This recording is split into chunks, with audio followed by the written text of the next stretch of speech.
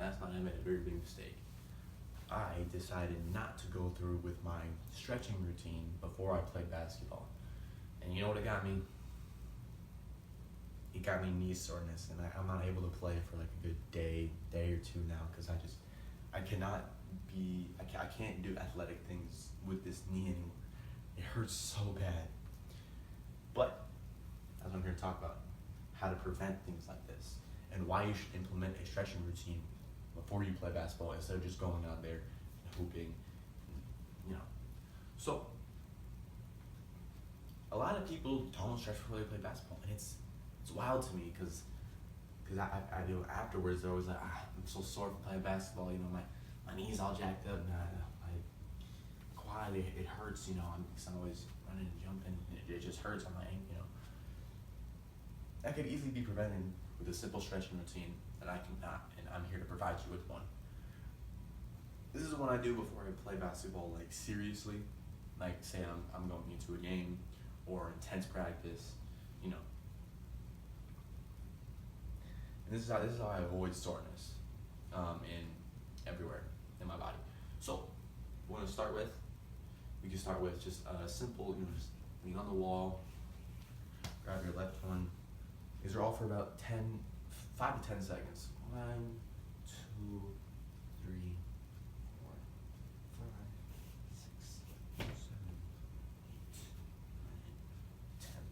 And you should be stretching to you should be pulling on your foot until your leg stops moving. Like you should be really yanking on that sucker so you should feel it in the left side of whichever side you're stretching on. If you're stretching your left leg, then you should feel it on the left side of your knee. That's how you know you're really stretching it out. Like it's kind of weird. You can't really stretch a knee, but you can stretch the, how do I say it? I don't know. You can stretch everything around it, which kind of gives it more room to kind of be free and not cause the soreness the day after.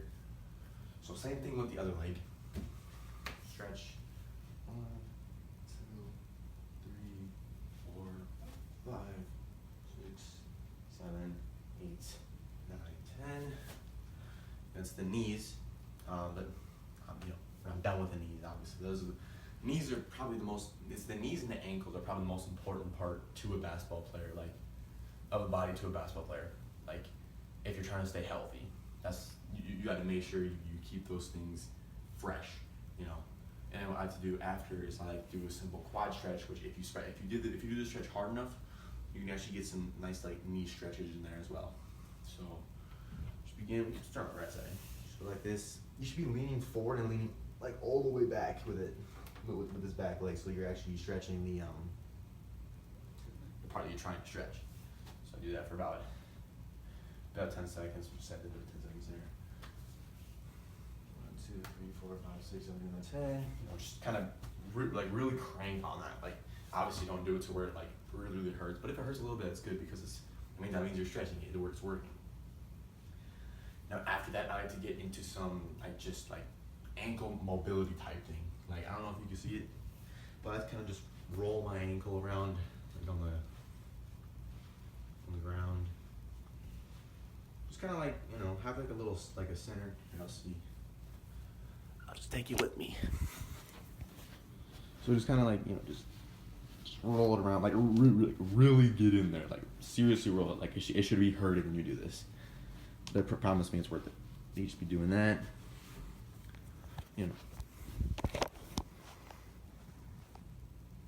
Just making sure everything's loose before you start getting out there and dunking the ball and doing whatever you do on the basketball court, play basketball.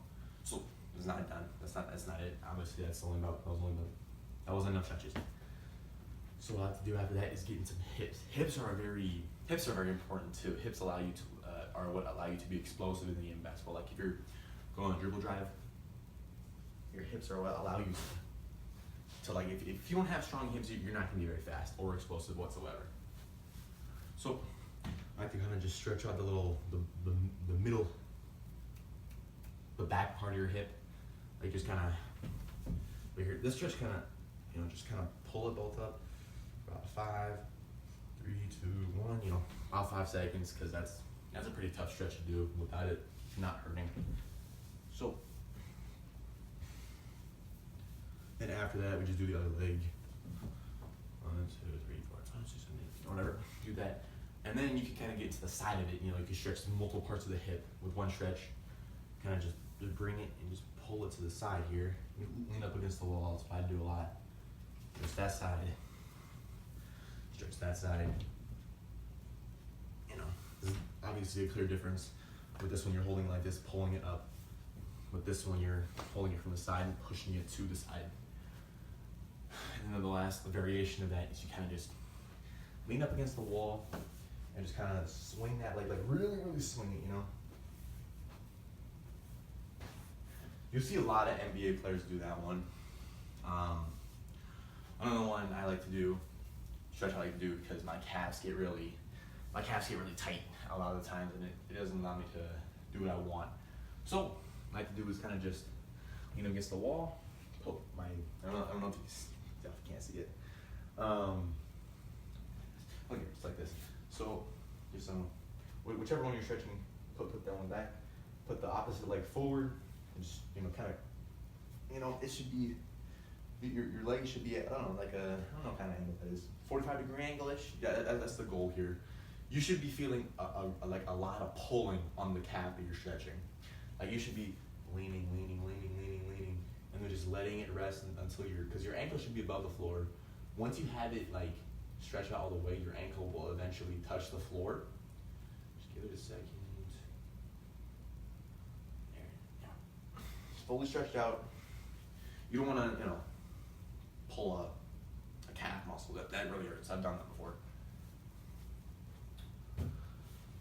So a lot of just opposite of that again. The left one's usually, if for people who are left leg jumpers, the left leg is usually going to be more, you're going to want to do a little more on the left leg because you're using it a lot more in basketball if you're right-handed, like I am. You know, left-legged jumpers. So, and then there's, oh yeah, and if you really want to get, you know, technical with it and you want to really increase the chances that you don't, you know, tear your Achilles or pop it or whatever the heck, you could do, I doubt you'll be able to see, so I'll just take you with me again. So what I like to do is just get right up against the wall. Get right up against it, so just kind of have your toes like be, geez, my pants are really small. Just kind of have your toes be, I don't know, a good inch or so away from the thing. No, okay, maybe a little more. So kind of just lean down on this leg and just push it forward. You should be feeling a lot of pressure on this like back portion of your heel, or sorry, foot. You know, it should be like this part right here should be feeling a lot. You should be feeling a lot there. Do that a lot so you can, like, you know, fully stretch out the ankle. Ankles are a very important part of the feet, or the leg. Do that with the other side. Make sure you get it, you know, really stretched out to kind of, you know, get the full effects of the stretch. Oh shoot.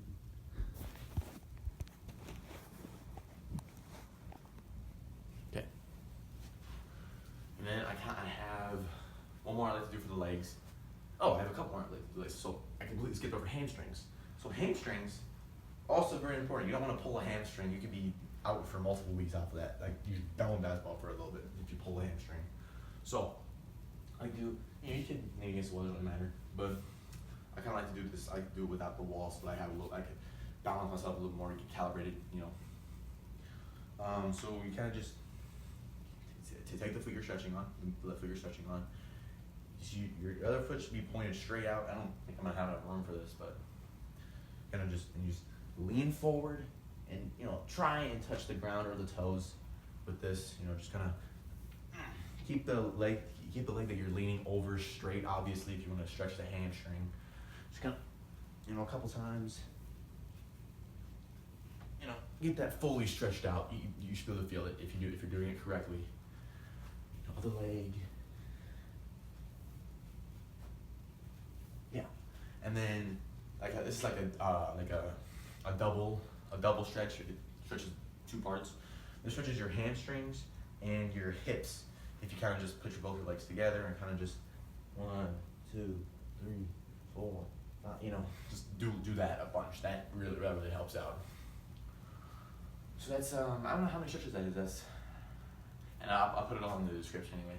But yeah, that's basically my stretching routine that I do. I haven't gotten injured at all, and I'm usually not sore. Only time I get sore is if I don't do stretching, which is what happened with this knee.